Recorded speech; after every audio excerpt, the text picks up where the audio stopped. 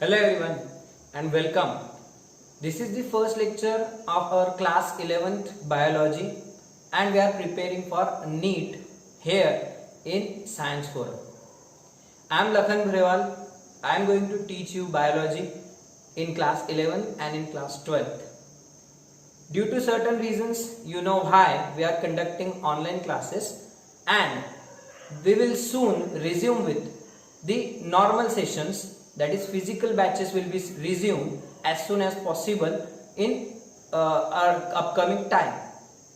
मैं लखन बुरेवाल आपको बायोलॉजी सिखाने वाला हूँ और बायोलॉजी में हमारा जो कुछ भी पूरा नॉलेज है ना सिर्फ हम उसे एग्जाम के लिए सीखेंगे बल्कि वो नॉलेज हम आने वाले समय में हमारी जिंदगी में भी काम आए, इस तरीके से मैं आपको बायोलॉजी सिखाने वाला हूँ.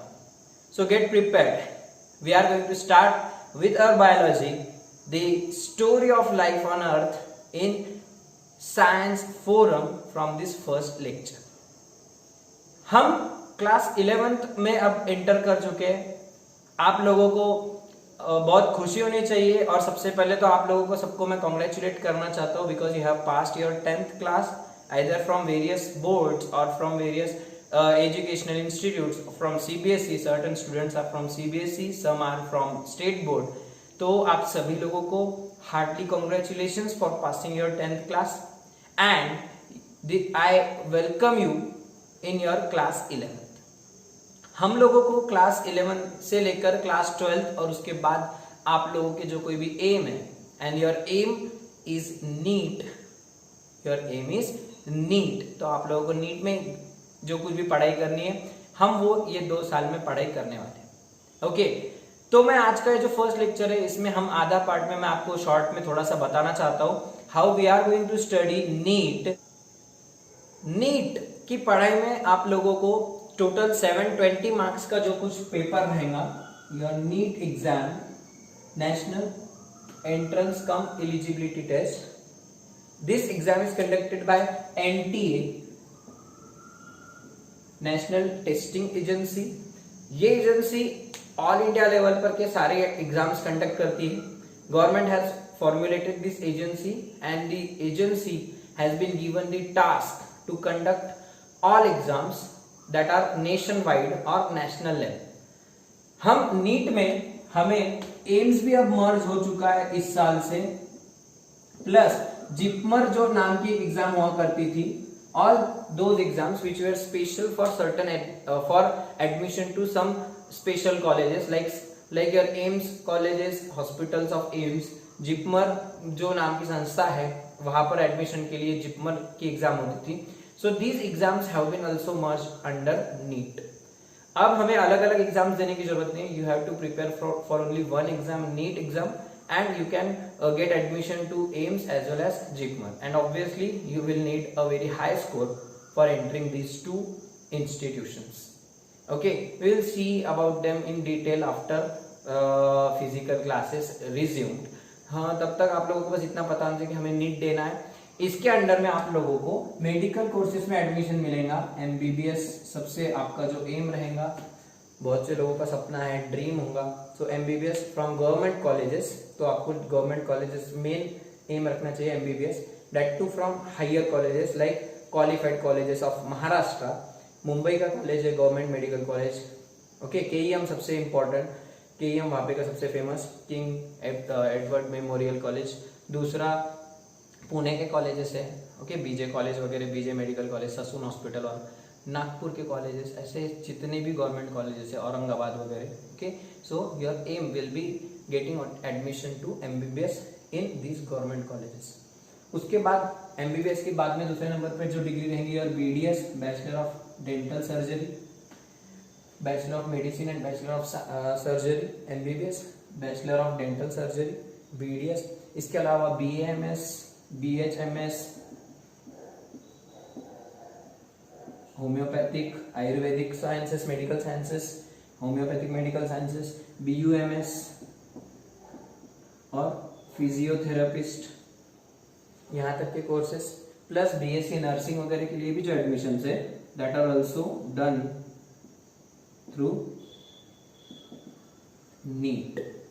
तो आप लोगों को इन सब कोर्सेज में एडमिशन के लिए आपको नीट प्रिपेयर करना पड़ेगा। ओके, नीट में के जो कुछ भी मार्क्स रहेंगे आपके, उस हिसाब से मेरिट लिस्ट लगती, फिर एडमिशन होते राउंड्स के थ्रू, और फिर आपको वो कॉलेज अलॉट होती। Okay, so your aim should be getting higher as marks which you can get. तो वो हमारा एम रहेगा कि कितने ज्यादा मार्क्स हम ला सकते। ठीक है, so we will see it in later details, लेकिन हम किस लिए प्रिपेयर कर रहे हैं आपको वो ध्यान में ले लो। We are preparing for NEET. Okay, इसमें भी आपका एम जो होगा ज्यादातर बच्चों का MBBS, otherwise BDS, BMS, BHMS, these are also other courses available, medical courses available for under NEET. Okay, हम जब नीट हो जाएगा तो नीट करने का ऐसा है, हमें 11th और 12th के सिलेबस के ऊपर ही हमको नीट में अपीयर होना आता है। So your syllabus for NEET is class 11th and class 12th whole syllabus of NCERT की जो टेक्स्ट बुक्स है, वैसे टेक्स्ट बुक 11th की और 12th की टेक्स्ट बुक, उनके आधार पर ही नीट की एग्जाम कंडक्ट की जाती है। Questions are asked from NCERT textbook only. हम बायोलॉजी की फिलहाल बात कर रहे हैं। So for biology you should have 2 textbooks, 11th NCERT and 12th NCERT, latest version, latest prints जो कुछ भी रहेंगे 2020, 2021 वाले, ये जो कुछ भी एकेडमिक ईयर के लिए जो टेक्स्ट बुक्स अवेलेबल होंगे मार्केट में, you have to purchase that books for your basic reference material. सबसे इंपॉर्टेंट, आप इसके बाहर जाना नहीं है, हमें सबसे पहले जो कुछ कवर करना है, so you have to cover from 11th and 12th NCERT textbook. उसमें जो चैप्टर्स दिए हुए हैं, सो 11th NCERT comprises 22 chapters in biology and 12th NCERT is comprised of 16 chapters, and thus in total we have to study 38 chapters from both 11th and 12th NCERT। तो हमें 38 chapters तैयार करना। आंकड़ा बहुत बड़ा दिख रहा है, घबराने की जरूरत नहीं है। 2 साल में हमको इतने सारे चैप्टर्स कवर करने हैं, कोई 1-2 महीने में नहीं करने। सो 2 साल में 38 chapters, you can easily do that with solving MCQs from other books जो मैं तुमको प्रिस्क्राइब करूंगा, वो वाले बुक्स आपको ले। ठीक है, तो हमारा जो सिलेबस रहेगा कुछ इस तरीके से रहेगा। 11th के हमें 22 चैप्टर्स और NCERT 12th के हमें 16 chapters. Thus we will study in total 38 chapters of biology. Okay, similarly you have to study physics and chemistry, and thus PCB will comprise of 720 marks. ये जो एग्जाम होंगे आपकी 720 marks की होंगी, जिसमें 180 प्लस 180 ऐसे फिजिक्स और chemistry, plus biology is having 50% weightage. It is having a weightage of 360 marks. It is having a weightage of 360 marks. इतना ज्यादा वेटेज है, तो 50% वेटेज हमारी बायोलॉजी। एंड रिमेंबर, आप लोगों को बायोलॉजी को इतना ज्यादा टाइम भी नहीं देना पड़ता अगर आपके कंसेप्ट स्कूल लेवल के क्लियर है। तो आपको कम से इजी सब्जेक्ट होते हुए आपको ज्यादा से ज्यादा स्कोर, तो आपको 360 मार्क्स रहेंगे with negative marks, negative marking. आपको 1/4 निगेटिव मार्किंग रहेंगी, मतलब आपका एक क्वेश्चन प्लस सबसे पहले तो each question will carry 4 marks, her question को 4 मार्क रहेंगे। ऐसे टोटल आपको 90 क्वेश्चंस बायो के रहेंगे, 45 क्वेश्चंस फिजिक्स के और 45 क्वेश्चंस केमिस्ट्री के। इस तरीके से टोटल आपको 180 क्वेश्चंस रहेंगे। Each question will carry 4 marks, so thus the total marks will be 720 marks. Total marks will be 720, और उसमें से बायो के हमारा 90 क्वेश्चंस ईच कैरिंग 4 मार्क्स। तो इस तरीके से 360 मार्क्स का हमारा पेपर है। तो आपको बायो में एम रखकर चलना पड़ेगा। इनफैक्ट आपको फिजिक्स और केमिस्ट्री में भी एम बनाना पड़ेगा कि मुझे एटलीस्ट इतने मार्क्स लाने ही हैं। इसके लिए आपको पहले मदद लेनी पड़ेगी आपके एडमिशन शीट की, मतलब पिछले साल MBBS का एडमिशन या फिर आपको जो कोर्स में एडमिशन लेना है उसका एडमिशन कितने मार्क्स पर क्लोज हुआ था, कट ऑफ बोलते हैं उसको। तो कट ऑफ कितना गया था वो आपको देखना पड़ेगा। कट ऑफ से ज्यादा मार्क्स आपको आ गए तो उससे थोड़े आसपास, कट ऑफ के आसपास ही मार्क्स रहे तो अगले साल भी आपको एडमिशन के चांसेस बढ़ जाते हैं। सो आपको कट ऑफ चेक करना पड़ेगा और कट ऑफ के हिसाब से आपको आपका स्कोर डिसाइड करना पड़ेगा। Once you are decided with the score, for example आपको 540 530 के ऊपर स्कोर रहे, अगर आप ओपन कैटेगरी से है तो 530 होना चाहिए आपको, 530 के ऊपर रहे। तो आपको MBBS मिलने के चांसेस बहुत ज़्यादा है। इस साल पिछले साल का कट ऑफ ऐसा रहा है। सो 530 प्लस आपको मार्क्स लाने हैं, तो आपको आपका जो कुछ भी स्कोर है, फाइनल स्कोर, वो 530 से ज़्यादा आना चाहिए। तो 530 को आपको डिवाइड करना पड़ेगा फिजिक्स, केमिस्ट्री और बायो में। अगर आप फिजिक्स का स्कोर 100 पकड़ के चलते, केमिस्ट्री का 100, 200, तो बचा ले जो 330 मार्क्स है वो आपको बायो में आने चाहिए। ओके, तो आपका बायो का एम होना चाहिए 300 प्लस, इतना याद रखो। मैं तो आपकी बैच के लिए एम डिसाइड करके रखा हूं, मेरा आपकी बैच के लिए जो एम है 325 प्लस। आपकी जो बैच रहेगी, सो दैट बैच, आपकी बैच का जो एम है 325 प्लस। तो जब भी आपको मार्क्स लाने हैं इवन इन क्लास टेस्ट, तो आपको कितने लाने, 325 से ज्यादा मार्क्स लाने की कोशिश करना है। बात याद रखो, निगेटिव मार्किंग है यहाँ पे। 360 को 390 क्वेश्चन अटेम्प्ट करके पूरे जल जाएंगे ऐसा नहीं है। अगर आपका एक क्वेश्चन रॉन्ग आता है तो आपको, अगर आपका एक क्वेश्चन रॉन्ग आता है तो आपको 4 मार्क, 1 मार्क कट हो जाएगा जो आपको मिले है, तो मतलब आपका 1/4 निगेटिव मार्किंग है। तो इसीलिए आपको प्रिपेयर रहना है, इस तरीके से सॉल्विंग करनी कि आपके कम से कम इनकरेक्ट आए और ज्यादा से ज्यादा करेक्ट आंसर आप टिक करें। Okay, then only you can have such a great score. Great, this is literally great score in biology. तो आपकी बैच का जो स्कोर रहेगा, आपका एम रहेगा 325 प्लस, एटलीस्ट 300 प्लस तो जाने ही चाहिए। लीस्ट बोल रहा हूं मैं, at least. If you are getting 250 and below that, so you have to prepare more, आपको बहुत ज्यादा वर्क करने की जरूरत है। ऐसी बात याद रखो। तो स्कोर कितना लाना है, कैसे लाना है, ये आपको थोड़ा सा अभी से डिसाइड कर लेना पड़ेगा। अच्छा स्कोर लाने के लिए आपको पढ़ाई भी करना पड़ेगी। Without studies you can not get this marks, this much marks. तो आपको उसके लिए फिर आपको पढ़ाई भी उतना करना पड़ेंगे, आपको उतने MCQs भी सॉल्व करने पड़ेंगे। Then only you can get higher marks. Okay, once you have fixed your aim, एक लिमिट फिक्स कर लिए, तो उसके लिए आपको पढ़ाई स्टार्ट करनी पड़ेगी, आपको उतना टाइम देना पड़ेगा। मैं ऐसा नहीं कह रहा हूं कि आपको 2 घंटे, 4 घंटे, 6 घंटे, 10 घंटे, हाँ 24 घंटे में से 18 घंटे पढ़ाई करो। This is just start. हमें स्टार्टिंग से इतना टाइम देना है, धीरे धीरे आपको आपका स्टडी टाइम बढ़ाना है। और आपको इस तरीके से बाकी लोगों की तरफ क्लास टाइमिंग छोड़कर, क्लास का टाइमिंग छोड़कर आप खुद से और एक्स्ट्रा टाइम कितना निकाल सकते and that you can utilise for studies, वो आपको डिसाइड करना। धीरे धीरे आपको टाइम बढ़ाकर एटलीस्ट घर पर आपको क्लास छोड़ने के, क्लास का टाइम छोड़कर एटलीस्ट 8 घंटे आपकी घर पे पढ़ाई होनी चाहिए, मिनिमम बोल रहा हूँ। कुछ बच्चे उसे 12 घंटे तक भी लेकर जा चुके हैं, योर सीनियर्स।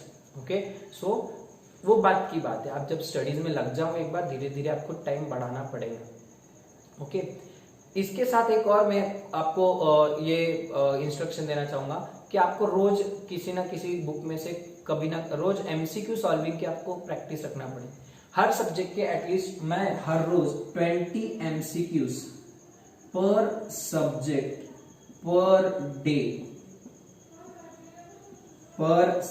पर डे, ये मेरा हर दिन का वर्क होना चाहिए, टास्क होना चाहिए कि मैं हर दिन हर सब्जेक्ट के 20 MCQ सॉल्व करूं। इस हिसाब से अगर आप कैलकुलेट करते हो तो 365 डेज में into 20 bio, 365 into 20 physics, into 20 chemistry, मतलब इतने सारे MCQ आपके एक साल में सॉल्व हो जाए। सोचिए आपके कितने MCQ सॉल्व, कितनी ज्यादा प्रैक्टिस होगी। More MCQs you will solve, more you will get cleared with the type of questions that will be asked in exam. जितने ज्यादा सॉल्व करोगे आपको पता चलेगा उतने सारे टाइप्स, उतने तरीकों से, कितने तरीकों से क्वेश्चंस फ्रेम किए जा सकते हैं। तो जिसकी ज्यादा प्रैक्टिस रहेंगे MCQs की, उसका स्कोर डेफिनेटली बहुत ज्यादा आता है। टॉपर्स एक दिन में नहीं बनते, टॉपर्स एक रात में तैयार नहीं होते, उनकी सालों की मेहनत होती है, कई लंबे समय की उनकी प्रैक्टिस होती है, हार्डवर्क के साथ स्मार्ट वर्क छुपा होता है, तभी जाकर टॉपर जनरेट होते हैं। ओके, तो आपको भी एक टॉपर की तरह जनरेट करना है खुद को। भले आप टॉप में मत आओ, मुझे ऐसा नहीं कहना है कि हर बच्चा टॉपर होना चाहिए, हर बच्चा टॉप हो ही नहीं सकता। टॉप पे कोई तो भी 1-2 कुछ बच्चे रहे, लेकिन आपने इतने तैयारी करनी है कि आपको उन टॉपर्स को भी टक्कर देनी है, वहां तक आपको जाना ही है। आपको MBBS चाहिए तो आपको टॉपर्स की लिस्ट में आना ही पड़ेगा। ओके, और उसी लिए सबसे पहले एक आदत ये याद रखो, ये मेरा पर्सनल एक्सपीरियंस है।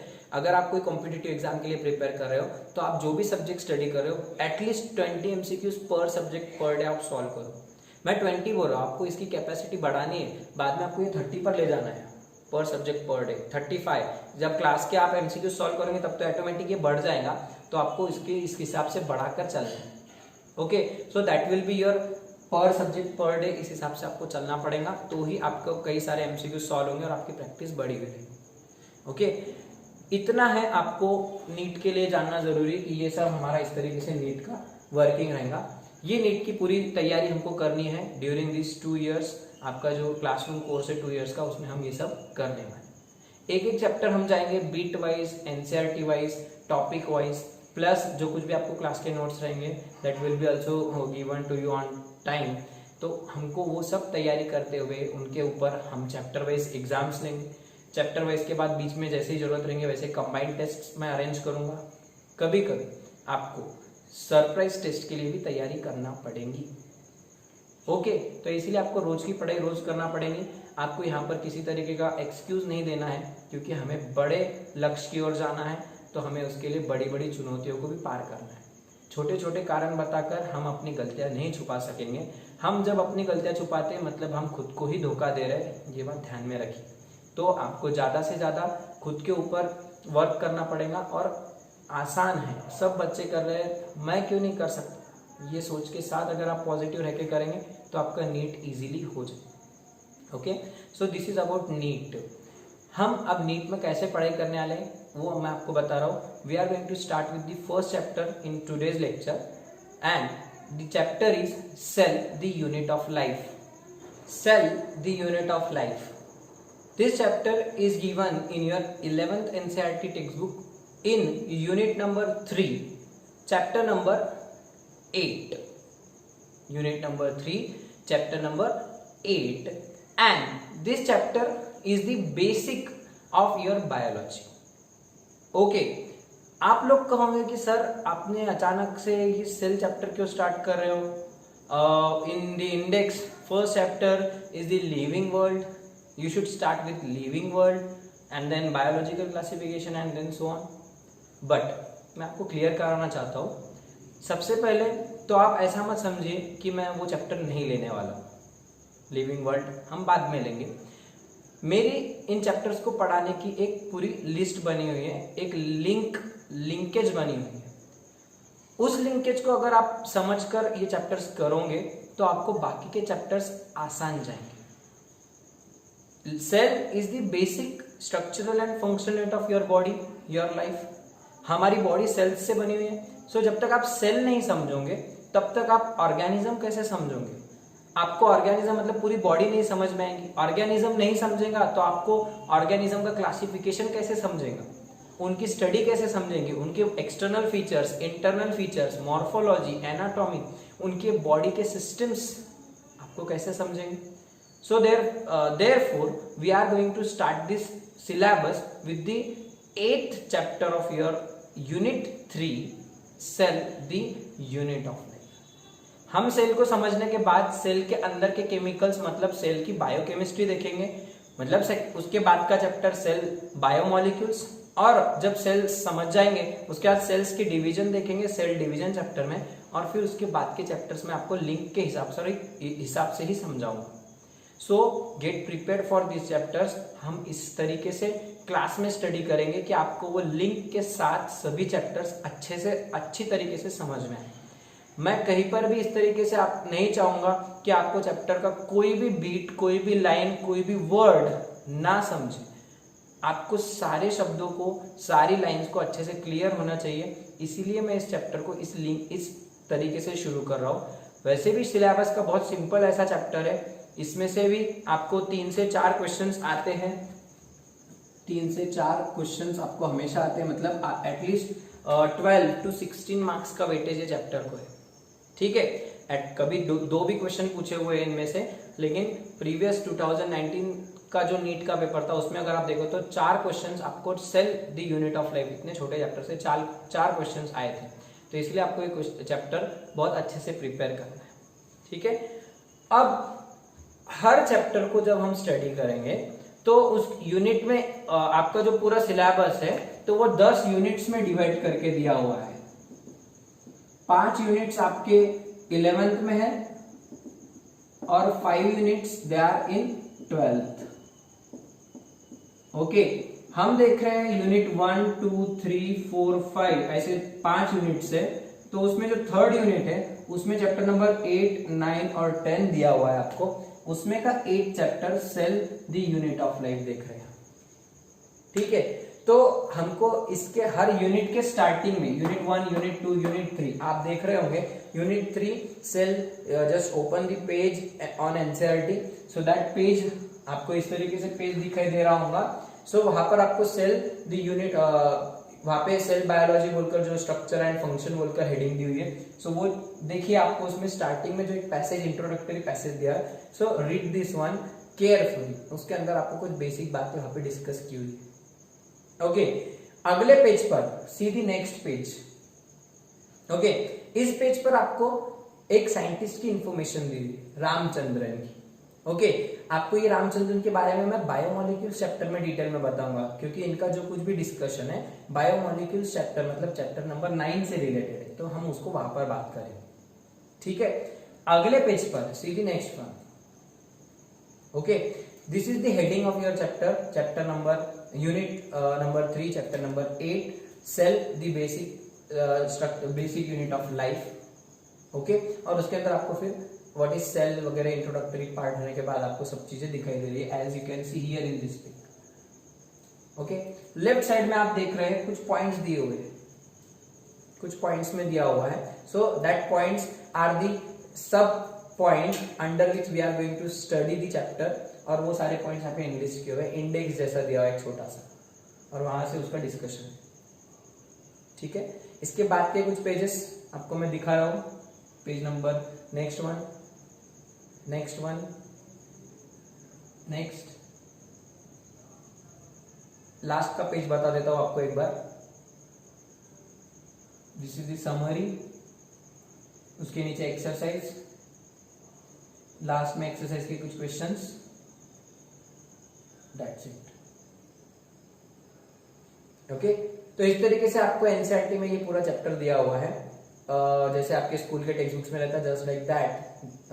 आई will upload the PDF soon, तो आपको पीडीएफ मिल जाएगा, या फिर आप गूगल से उसको डाउनलोड भी कर सकते हैं। 2020-21 का cell unit of life chapter डाल दी तो आपको I will upload it, don't worry, तो आपको मिल जाएगा। ओके, तो हम ये चैप्टर अब स्टार्ट करने जा रहे हैं। हमको इस चैप्टर में पढ़ाई किस तरीके से करनी है, तो आपको रेफरेंस मटेरियल में हर चैप्टर का लिखा कर दूंगा। So you just have to write down reference, या फिर आरईएफ, रेफरेंस का शॉर्टकट में आरईएफ लिख दिया। तो आपको क्या क्या यूज करना है इस चैप्टर के लिए, तो हम इसके लिए रेफरेंस रहेगा आपका 11th NCERT text book, 11th NCERT text book, 11th state board Maharashtra state board text book, Maharashtra state board text book, and your 11th class notes, जो भी मैं क्लास नोट्स दूंगा that will B, plus 11th जो कोई भी MCQs on this chapter, तो उसकी जो कोई भी शीट रहेंगी, that sheet you have to solve as your reference material.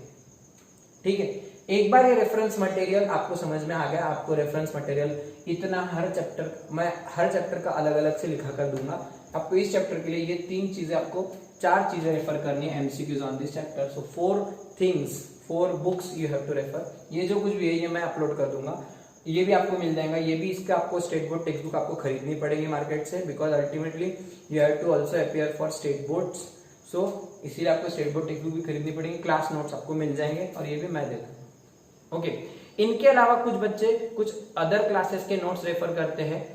आपको पता है ना कुछ पॉपुलर क्लासेस के नाम, तो उन क्लासेस के नोट्स अगर आपके पास है और आपके पास टाइम है, ये सब अच्छे से होने के बाद बोल रहा हूं मैं, तो आप वो बाकी के नोट्स भी आप रेफर कर सकते हैं विथ माय परमिशन। आप मुझे पूछ लीजिए कि सर ये नोट्स कैसे है, वो नोट्स कैसे है। अदरवाइज क्या होगा, आप रिपीटेड मटेरियल यूज करोगे। कुछ मटेरियल के क्वेश्चंस लो क्वालिटी के हैं, बहुत सिंपल टाइप के क्वेश्चंस है, कुछ के क्वेश्चंस बहुत ही हायर लेवल के हैं, आउट ऑफ सिलेबस वाले क्वेश्चंस भी आपको मिलेंगे। तो ऐसे क्वेश्चंस हमें उनके पीछे जाना नहीं है, आपका टाइम वेस्ट नहीं करना है, हमें सेलेक्टेड चीज करनी है। सेलेक्टेड में भी एकदम स्पेसिफिक और प्रिस्क्राइब जो मैं बताऊंगा उतना ही आपको करना है, तो आपका सिलेबस अच्छे से होगा और आप 300+ स्कोर करने के काबिल बनोगे। ओके, एक्सेस मटेरियल सॉल्व करते बैठने से आपका टाइम भी वेस्ट होगा, प्लस वो आपको एग्जाम में भी नहीं पूछने वाले हैं। For knowledge you can read that, लेकिन नॉलेज मैं आपको जितना दे रहा हूँ this is enough for your standard class 11 12 and for your examination. Extra का नॉलेज आपको हायर क्लास में, जब आप बीएससी वगैरह अगर कोई बच्चे जानना चाहते हैं ऑनर्स डिग्री या आप मेडिकल लाइन में जब जाएंगे, आपको वहां पर हायर लेवल का नॉलेज आपको मिलना ही है, तो अभी से उसको पढ़कर आपको कुछ उपयोग नहीं होगा। So you have to be very careful, you have to be very choosy in selecting the material. Okay, these are your reference material for this chapter. Write down it somewhere, एक नोटबुक बना लो।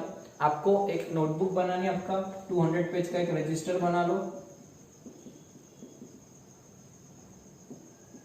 Okay, 200 page का एक register long book बना लो, उसमें chapter की heading दो, वहीं पे रेफरेंस मटेरियल साइड में लिख लो या फिर बीचों बीच लिख लो, ठीक है।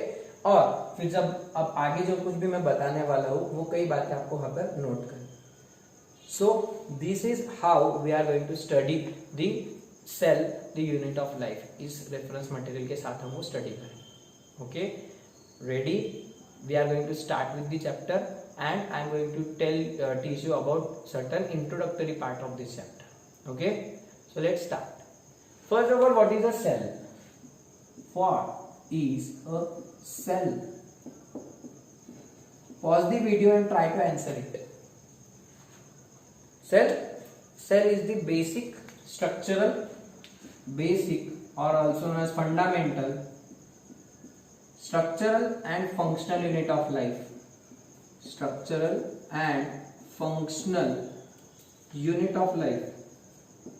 Unit of life. It forms the structural and functional unit of life. जैसे कि वो तुम्हारी बॉडी के स्ट्रक्चर्स तैयार करता है। मतलब तुम्हारी, for example, I is made of multiple millions of cells. Your face, your bones, they are also made of cells. Your skin is composed of cells, means it is forming a structure and it is performing certain function. It is providing you protection. Eyes are helping in vision, means they are helping in vision, so they are performing some function. So cells they form some structures and they also perform certain functions, and hence it is said to be the fundamental, structural and functional unit of life.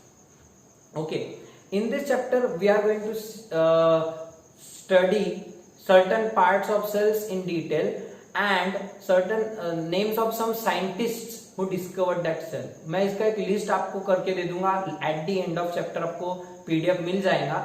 उसमें आपको कई सारे scientist रहेंगे, लेकिन बीच बीच में हम उनको याद करते जाएंगे, आपको समझ में आ जाएंगे कि कैसे वो चैप्टर में हमको ये साइंटिस्ट देखते हैं। So cell is the basic structural and functional unit of life, और इसको सबसे पहले देखने वाला बंदा था Robert Hooke. In 1665, he for the very first time observed cork cells. Cork, what is cork? Bottle cork जो होता है लकड़ी का, पहले आपने कार्टून्स में देखा होगा, टॉम एंड जेरी वगैरह, कांच के बॉटल्स होते थे, उसको कॉर्क लगाया जाता था बंद करने के लिए। सो वो जो लकड़ी का कॉर्क था, उस कॉर्क का उसने स्लाइस लिया था और उसने ऑब्जर्व किया था अपने, जो कोई भी उसके पास, अब ये टाइम पर तो माइक्रोस्कोप अवेलेबल नहीं था, तो जो भी सिंपल टाइप का उसके पास लेंस वगैरह हुआ था, उसके मदद से उसने ही observe the cork cells. It is nothing but made up of wood, लकड़ी थी वो, तो वुड सेल्स थे, and that too dead cells, dead plant cells होते हैं वो। So he observe certain honeycomb like structures. सीधी फोटो, ओके, कुछ इस तरीके से उसने हनी कोम लाइक फोटोज उसको दिखाई दिए, arranged in a particular manner, उसको ऐसे कुछ दिखाई दिया, ठीक है। और उसने उसको क्या बोला, he called that structures as cells, क्योंकि उसने देखा था जो मॉन्क्स होते हैं, मॉन्क बुद्धिज्म में वो जो कुछ उनके साधु लोग होते हैं तो उनको मॉन्क बोलते हैं। So that monks used to sit in compartments, छोटे छोटे रूम्स रहते थे, उन रूम्स में एक मॉन्क, इसमें एक मॉन्क, इसमें, तो वहां पर लैटिन वर्ड में सेल्यूला बोलते थे उसको। Cellula means compartment, and from that cellula word he derived a word cell, and he coined that word cell for these chambers, honeycomb like chambers, which he observed under microscope in cork. Okay, so who coined the term cell? So the term cell was coined by Robert Hooke. He discovered cells in the form of honeycomb shaped structures in the cork under his simple microscope. The term cell is derived from the Latin word cellula, which actually means compartments. He actually noticed the compartments which the monks, religious monks, used to sit, and from that cellular word the word cell has been derived.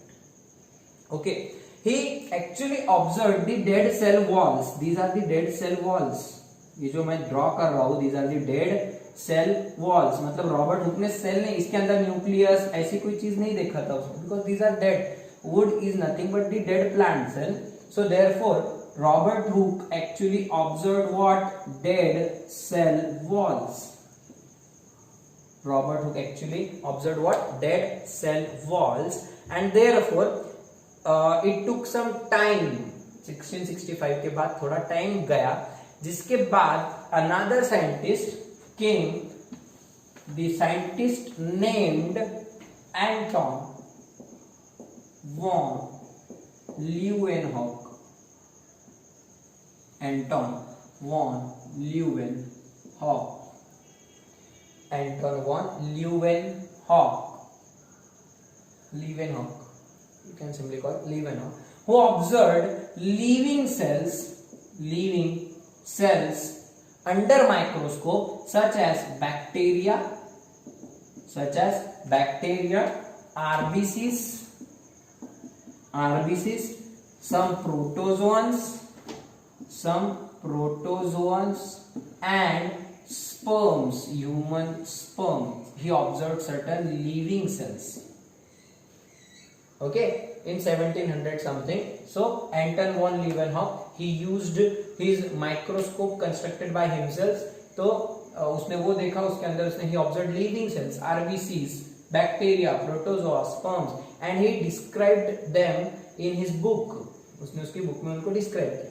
Robert Hooke also described these observations in his book Micrographia. Micrographia is the book written by Robert Hooke. In this book, he described his observations that the plant cells are cork is composed of compartments, honeycomb shaped compartments that are actually the dead plant cells or the dead cell walls of plant cells, and he described this thing in his book Micrographia.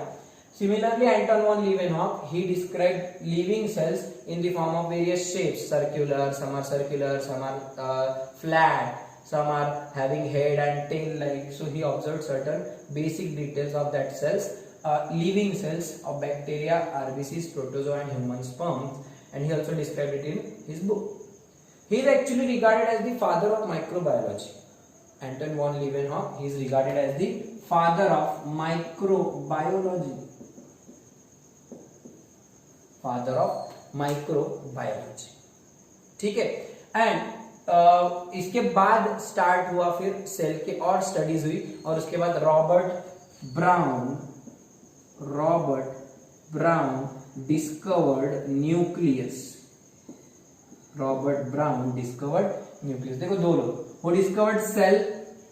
Robert Hooke. Who discovered nucleus? Robert Brown. याद रखने के लिए easy है, brown के नाम में N है, N refers to nucleus.